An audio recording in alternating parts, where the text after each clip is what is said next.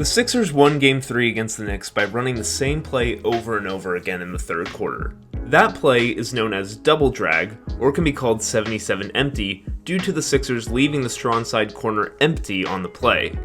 What that means is the Sixers are setting two staggered ball screens up top, and in the third quarter, it was always Maxey handling, with Lowry setting the first screen and Embiid setting the second. Lowry's screen gets Brunson switched onto Maxey, a matchup that the Sixers were hunting, and Brunson immediately tries to weak the second ball screen and send Maxey to his left.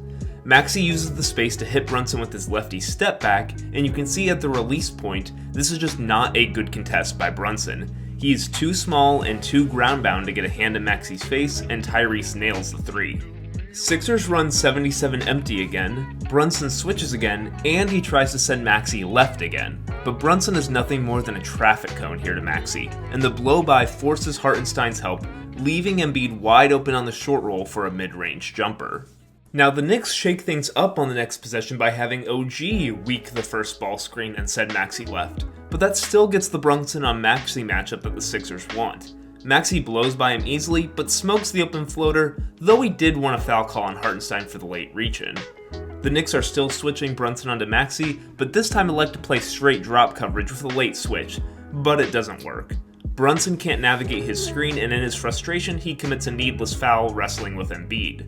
OG does a fantastic job here not giving up the switch on the first ball screen, so Lowry smartly relocates to open space, and Brunson plays awful defense here, gambles on the shot fake, giving Lowry a driving kick to Embiid, which gets the big fella his first three-pointer of many. The Knicks are done switching screens, so OG climbs over, but watch Lowry clip him just enough to get him on Maxey's back. Beautiful behind-the-back pass from Maxey, terrible weak-side defense from Brunson, and the Sixers are rolling. After the game, I asked Nick Nurse about the importance of using Lowry as a screener. Well, they're very good defensively, right? And if you don't get some of that thing, they're going to be glued to you. Right? So he's got to get, even if it's just a quarter of a hit or a half a hit, at least gets us a little freedom to run with some pace. You can see the physicality from Lowry right away here, hitting OG and forcing Brunson to switch onto Maxey. Brunson actually plays great defense against Maxey here, but at this point Joel Embiid is playing NBA Jam and he's on fire.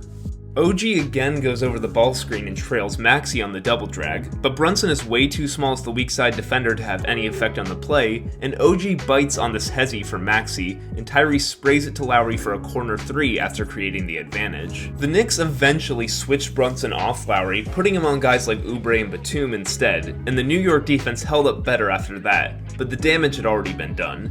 The Sixers had a big lead, and Joel Embiid couldn't miss, as he dropped 50 points and led the Sixers to a season-saving win in Game 3.